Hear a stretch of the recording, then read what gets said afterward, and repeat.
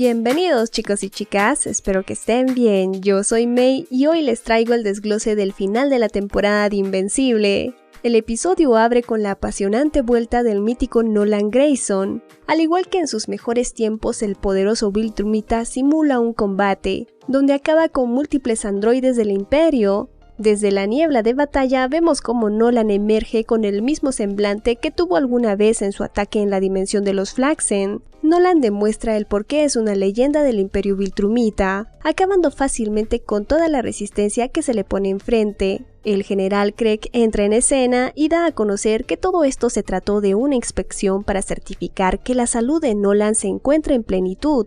Según la cultura Viltrumita, todo hombre o mujer debe enfrentar la muerte en plenitud de condiciones y con el máximo de sus fuerzas, mientras que en los cómics la situación es muy similar, con la diferencia de que Nolan intenta escapar de su cautiverio al momento que hace consciente lo mucho que extraña a su esposa Deborah. Sin embargo, la adaptación supera nuevamente a la historia original y muestra que a pesar de que Nolan ya no se considera como un Viltrumita, enfrenta la ejecución con la frente en alto.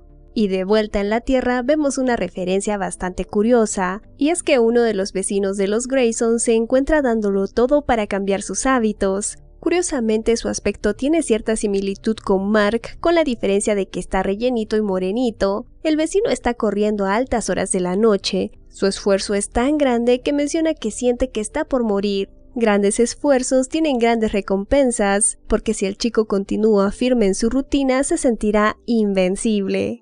Fiel a la costumbre, la careta corta la frase, donde podemos notar que el nuevo logo pasa a ser azul y negro, que es básicamente un gran spoiler del siguiente traje de Mark. Durante la temporada 1 pudimos ver cómo esta careta tenía un color celeste de fondo y letras amarillas, que gradualmente se fueron bañando de rojo conforme Mark era destruido y con él su visión tradicional de los héroes, como entes del bien que usan sus extraordinarias capacidades para salvar las vidas inocentes. Ahora el color azul con letras negras es la descripción de la nueva identidad de Mark. Después de la traumática experiencia con Armstrong Levy, la identidad de Mark se modifica. El joven que alguna vez soñó con ser como su padre debe encontrar una nueva identidad, en un proceso que duele hasta la muerte, pero como todo gran cambio es necesario para lograr una vida feliz y virtuosa. Mark se encuentra viviendo en el dolor, aunque no tiene muy claro hacia dónde se dirige. Sabemos por la historia original que mientras Mark usa el traje negro y azul, está sosteniendo un debate moral en el que tiene estrictamente prohibido acabar con la vida de sus enemigos, al mismo tiempo que estos hacen un gran esfuerzo para que el chico cambie de postura, pues cada vez se vuelven más peligrosos para sus seres queridos y la vida en la Tierra. Por esa razón, el joven que también busca cambiar su vida viste de negro y azul, al igual que Mark lo hará en un futuro. Y poéticamente, justo cuando acaba la escena, vemos como un Mark lleno de ira ingresa a su hogar con la intención de proteger a su familia, después del misterioso llamado que recibió en el episodio anterior. Mark se encuentra cara a cara con Armstrong Levy, un personaje de cuidado. Recordemos que este señor es el que con una personalidad adorable se anunciaba como el salvador del universo, gracias a su don innato de ser el único ser vivo con la capacidad de viajar a través del multiverso.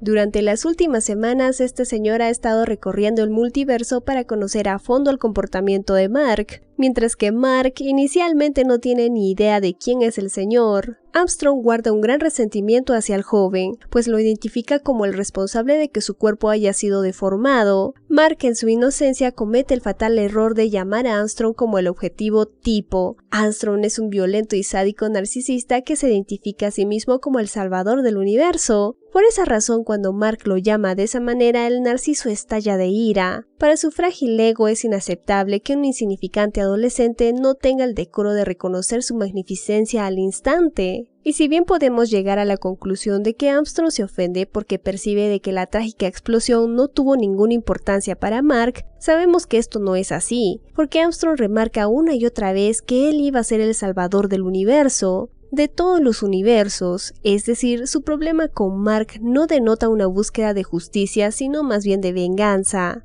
una venganza sin sentido, porque es notable que no existe ningún impedimento para que Armstrong continúe con su grandioso camino, pues como él mismo menciona, los médicos lograron reponer su salud física, mientras que sus capacidades mentales son ampliamente superiores a las que tenía antes, gracias a que miles de Armstrongs accedieron a dar su vida para que este señor cumpla su papel de salvador. Sin embargo, lo único que hace es invadir la propiedad privada para amenazar cobardemente la vida de una mujer y un recién nacido, para ejecutar una venganza por un insignificante cambio físico del cual el joven ni siquiera es responsable.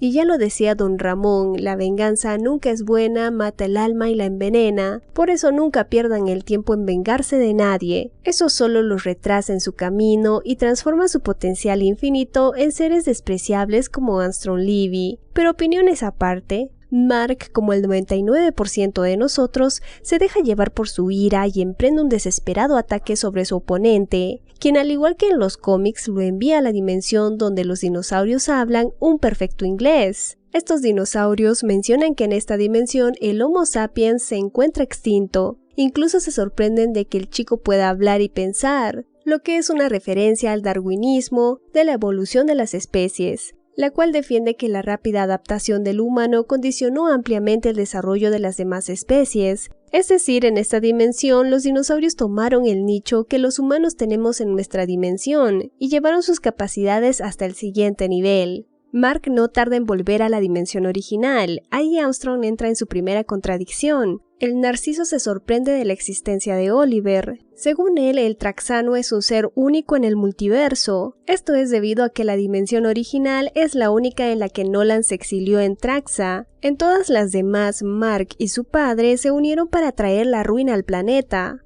Armstrong, cegado por la ira y el narcisismo, no puede procesar de que quizás este Mark no sea como los otros, pues es natural de las personas narcisistas su incapacidad de resaltar las cualidades de sus iguales. Si tan solo Armstrong se hubiera tomado el tiempo de observar y analizar al Mark original antes de atacar, nada de esto sería necesario. En lugar de reflexionar, el cucaracho utiliza la integridad de Oliver para manipular el comportamiento de Mark, quien lamentablemente continúa dejándose llevar por la ira. Mark cae en la trampa y nuevamente es enviado hacia otra dimensión. Ahí nos encontramos con el Dr. Octopus y el Spider-Man de Wish, al que la serie titula como el agente araña. El tipo expulsa telaraña, se pega a las paredes y actúa como el hombre araña, pero no es el hombre araña. Esperemos que no sea demandable, porque para todos aquellos que deseaban un cameo de su versión original, les recuerdo que Prime Video no pagó ni siquiera por los derechos de Science Talk, Take Jacket o Brit,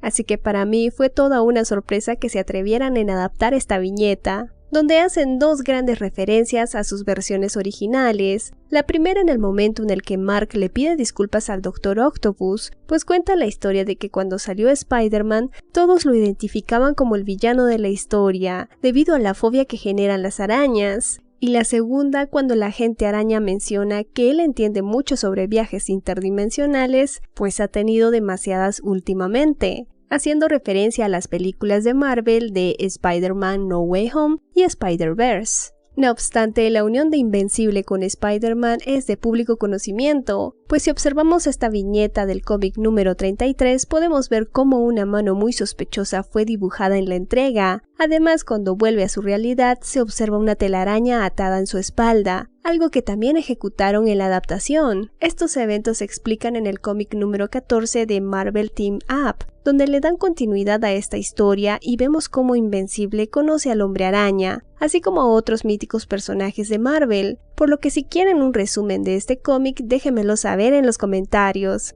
Una vez que el portal de Armstrong es abierto nuevamente, Peter intenta ir con Mark hacia su dimensión para ayudarlo, pero su telaraña es cortada al momento en el que el portal se cierra. Una vez que Mark vuelve nuevamente a la dimensión original, hacen un gran cambio porque el chico intenta dialogar con el villano. Ahí Mark de forma serena le menciona la verdad de la historia, la cual se resume en que Armstrong hizo explotar la máquina al intentar salvar la vida de Mark. El problema de esto es que después del accidente, todas las conciencias de los miles de Armstrong alternos pasaron a estar en su cabeza, por lo que Armstrong original tiene un recuerdo muy difuso de lo que pasó ese día, además de que todas sus otras versiones tienen memorias de lo despiadado que es el chico en sus dimensiones alternas. Por eso la respuesta del villano es amenazar con enviar a Deborah y Oliver a otra dimensión, en una que el suelo se encuentra 8 pisos más abajo. Y si bien la serie no lo menciona, en los cómics se narra que eso es debido a que un meteorito golpeó la Tierra en un punto muy cercano a la casa. Mark, con cierto nivel de estoicismo, redobla su esfuerzo y le dedica buenas palabras al enfermito de Armstrong, palabras que hacen que el villano entre en conflicto. El ser de luz no puede entender cómo le salvó la vida al cruel Viltrumita. Por eso a partir de aquí tenemos una secuencia donde navegamos a través de los recuerdos que sus versiones alternas tenían sobre Mark. El primero es el de la Resistencia, que son exactamente las mismas imágenes que tenemos en el episodio 1 de esta segunda temporada. Ya saben que la animación no es nada sencilla de realizar. Sin embargo, también tenemos una segunda secuencia donde sorprendentemente aparece el hijo de Armstrong, Libby, quien en los cómics aparece en la última entrega de la saga. Ahí lo vemos buscando a su padre, con la diferencia de que este sí es hijo de la versión original, debido a que cuenta con sus dones. Y durante la secuencia que nos muestra la serie vemos cómo el chico es enviado a mejor vida por una de las versiones malvadas de Mark. Otra enorme contradicción debido a que esta misma versión se encuentra dibujada en la Guerra de los Invencibles. Es decir, la serie nos sugiere que Armstrong es capaz de aliarse con el asesino de su retoño, pero no puede perdonar que Mark haya intervenido en su experimento. La cabeza de Armstrong sin duda está bastante enferma, y de ella no paran de brotar más recuerdos. En los siguientes se muestra cómo los humanos eran eliminados por Mark sin piedad alguna, porque como les mencioné en los videos de la historia Viltrumita, la cultura de Viltrum establece que las especies deben ser exterminadas una vez que éstas cumplen con el propósito que les asignó el mismo imperio, siendo el motivo por el cual los humanos son cazados y ajusticiados por estas versiones de Mark. Lo curioso de estos flashbacks es que cada uno de ellos, por más grave que se presente la situación, las versiones alternativas de Armstrong aceptaron la muerte con orgullo y algunas situaciones lucharon hasta el último momento como auténticos héroes. Mientras que para el narcisista de la dimensión original se limita a utilizar el dolor de las víctimas para justificar sus acciones, donde tortura y ejerce violencia contra los seres queridos de Mark. Incluso una vez que Mark vuelve del tercer viaje, el chico le ofrece la oportunidad de quitarle la vida con la condición de que deje a su madre y hermano fuera de la situación. El descaro del villano es total, porque responde que de esa forma no sería divertido, lo que nos quiere decir que el tipo, además de ser narcisista de cuidado, también tiene tintes de sádico. Armstrong se alimenta del sufrimiento que le provoca a la familia. Por eso, mientras que Mark es atrapado en un cuarto portal, en donde ingresa a la dimensión de The Walking Dead, la cual también fue creada por Robert Kirkman, Deborah vive momentos de total angustia. La mujer no tarda en hacer una lectura muy acertada del villano. Deborah le menciona a Armstrong lo equivocado que el hombre está en sus posturas. Ella es la responsable de haber criado al único Mark que es genuinamente bueno, y eso es lo que le arde al narciso. La ira de Armstrong viene de no poder soportar que en su dimensión Mark sea el héroe de la historia, mientras que él es una persona completamente despreciable. Estas palabras llenas de verdad hacen que Armstrong pierda el control y pase a la violencia física. Primero golpea fuertemente el cuerpo de la madre contra su mesa y luego quiebra su brazo sin ningún remordimiento, mientras el descarado menciona su gran deseo de salvar al mundo. El sadismo de Armstrong es tan alto que el señor nota que a pesar de los graves daños físicos que le ocasionó a Deborah, lo que realmente le duele a la mujer es el bienestar de Oliver. Por eso a partir de este punto toma al bebé como medio para dañar a la mujer. Deborah, cuyo único pecado es hablar con la verdad, tiene que escuchar cómo es culpada por apoyar a las versiones alternas que están completamente fuera de su control. Y mientras todo esto ocurre, Mark viaja a través del multiverso. El chico visita todas las realidades que vemos en el cómic, en la que Mark menciona que en algunas dimensiones el tiempo funciona de manera distante, muy similar a lo que sucede con la dimensión de los Flaxen. Luego se encuentra en la dimensión del poderoso Omnipotus, quien se encuentra en el vacío absoluto, porque recordemos que este villano se alimenta de consumir estrellas, para después pasar al encuentro enternecedor entre Batman e Invencible, el cual también sucede en la entrega número 33, donde el chico hace la misma crítica hacia el seudónimo del antihéroe, para después dar una breve visita al mundo de Mad Max, donde unos forajidos parece que se metieron con la persona equivocada. Para este punto, Mark ya se encuentra extenuado y cansado de los juegos de Armstrong, por eso el joven ya no se precipita en entrar a los portales. hasta que este observa la cabeza de Armstrong Levy asomándose, tal como sucede en el material original. Gracias a este descuido, Mark logró recortar distancias e iniciar el enfrentamiento frontal con el villano. Ahí el chico es testigo de los daños que el sádico ha hecho sobre su madre, lo que lo hace estallar de ira. El chico pierde el control por completo, rompiendo el frontal de su casa y dando un paseo por el vecindario con el Narciso, evento que acabaría con la vida de cualquier humano. Ahí Mark es sorprendido con que Armstrong no es un humano cualquiera. Gracias a la tecnología de los tecnócratas, el villano tiene la fuerza y resistencia sobrehumanas, y si bien no cuenta con capacidad de vuelo, resulta en un rival formidable. Armstrong sorprendentemente logra voltear el combate y emprende un ataque sobre el joven, que le entrega una falsa sensación de triunfo, en una secuencia bastante compleja de animar, donde vemos ambos cuerpos que atraviesan múltiples dimensiones. El ritmo es frenético. Armstrong Levy piensa que tiene la situación controlada, hasta que se da cuenta que no la tiene para nada controlada. Basta con un golpe por parte de Mark para que el señor pierda la orientación de la batalla con su cabeza dando vueltas. El Narciso queda completamente indefenso. Mark, lleno de ira, acaba la secuencia con una serie de golpes que terminan por apagar la vida del Narciso. Por primera vez en su vida lleva a uno de sus enemigos al siguiente plano. El chico estalla de impotencia al ver lo que ha hecho, y si bien sus intenciones no eran letales, es evidente que Mark se dejó llevar por la situación. El joven entra en un estado de shock donde su mente captura la forma en la que se miran sus palmas, un recuerdo que lo va a mortificar por el resto de su vida, mientras no deja de repetirse a sí mismo que él creyó que era más fuerte. Esto es absoluto cine. Cuando leí el cómic siempre pensé que se refería a que pensó que Armstrong era más fuerte para recibir sus golpes, pero al ver la secuencia me doy cuenta que se lo está diciendo a sí mismo. Mark no puede perdonar que haya sido tan débil como para dejarse llevar por sus emociones de esa manera, a tal punto que le quitó la vida a su oponente tal como lo hubiera hecho su padre, y gracias a ello ahora se encuentra atrapado en esa desolada dimensión. Mientras que la Agencia de Defensa Global parece estar controlada por las autoridades peruanas, pues a pesar de que la casa de Mark está llena de micrófonos, solo llegan a recoger los cuerpos. Si bien Armstrong usó tecnología avanzada para neutralizar las señales electromagnéticas dentro del domicilio, es curioso que las autoridades llegaron hasta la mañana siguiente. Sin embargo, esta escena me resultó emocionante, debido a que muestra a un Cecil muy cercano y genuinamente preocupado por la integridad de Débora.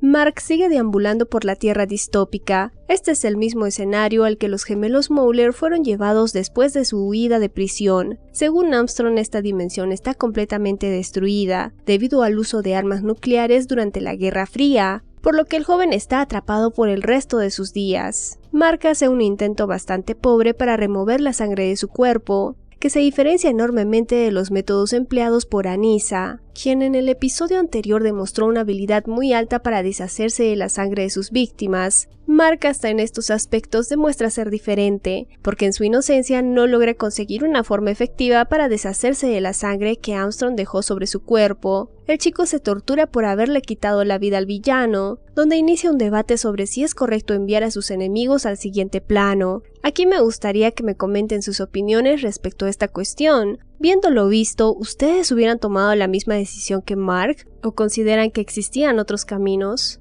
Porque hablando de ello poéticamente, el chico en su estado de shock menciona que al final de cuentas Armstrong ganó, una verdad que hace referencia a que el villano logró siempre soñó, ensuciar al héroe y rebajarlo al mismo nivel que él. Si analizamos la situación, hasta este momento podríamos decir que Armstrong dejó este mundo siendo la víctima de la historia, y demostrando que Mark siempre es un asesino, mientras que Mark quedó atrapado por el resto de sus días con su conciencia destrozada, creyendo que es un ser cruel y despiadado, al igual que sus versiones alternas. Porque hablando de despiadados, la serie continúa con la historia de Nolan, donde vemos que ha sido golpeado por el general Craig, al igual que en la entrega número 47 del cómic.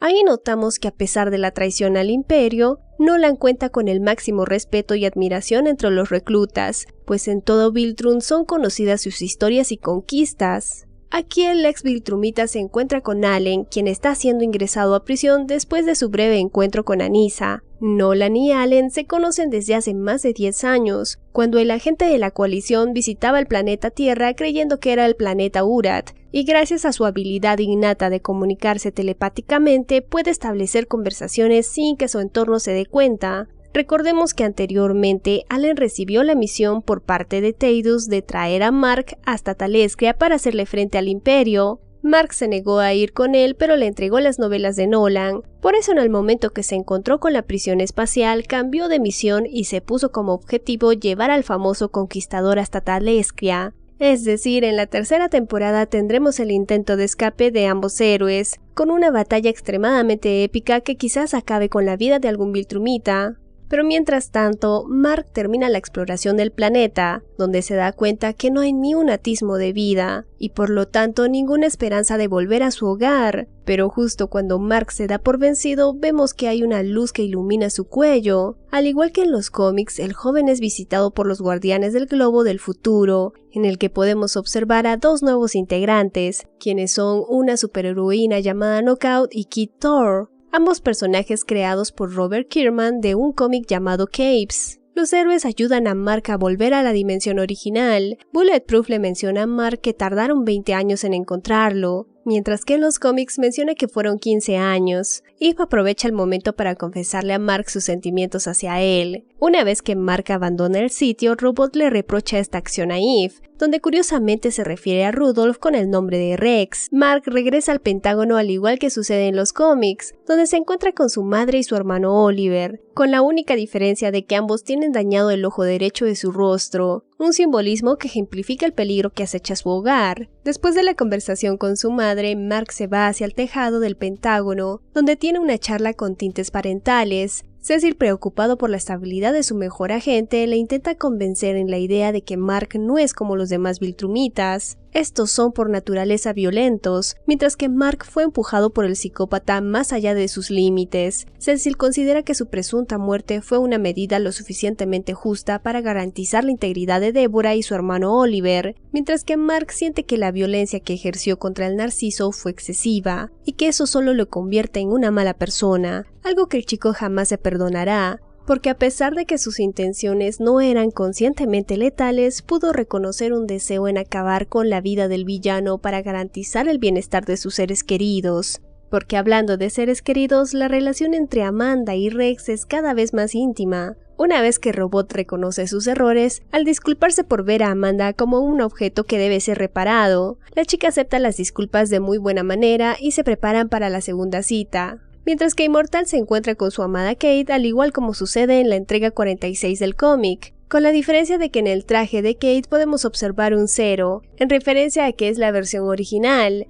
Aquí en la adaptación agrega varias líneas en las que Duplicate abraza su deseo de abandonar la vida de héroe. La chica ya está cansada de que su vida se reduzca a salvar a otros. Sin embargo, el hecho de que Immortal lleva siendo un héroe por los últimos 10.000 años inspiró a Kate para hacer un esfuerzo y continuar su vida de heroína. La pareja son el uno para el otro, porque ambos se comprenden a cabalidad. Aquí la serie de nuevo supera al cómic, porque en la historia original vemos como Kate vuelve con Immortal para que le ayude a detener a su hermano, mientras que aquí es debido a la admiración que le provoca a su pareja. Por eso la cabaña es un santuario a la vida de héroe que ha protagonizado el Wolverine de Wish. Podemos ver su primer traje de héroe, un santo grial de sus tiempos de caballero, así como su espada y escudo, además del mítico sombrero del mismísimo Abraham Lincoln, quien en Invencible es una de las identidades de Immortal.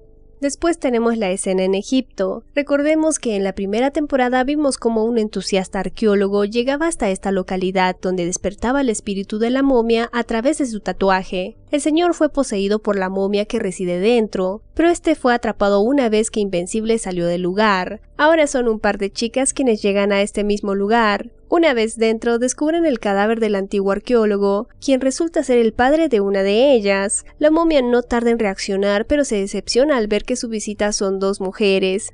Y de nuevo Invencible interviene en la vida de la momia porque hace que su santuario colapse debido a la potencia de su vuelo. Esto es completamente original de la serie, por lo que supongo que será un chiste que continuará a lo largo de las temporadas, pero que me extraña su continuidad, ya que podríamos pensar que el tiempo para animar este gap se podría usar para fortalecer otras tramas de la adaptación. El abrupto vuelo de Mark es provocado por su dolor al tener flashback de su vida junto a su padre. El chico se ve invadido por los recuerdos, que denotan un conflicto de identidad.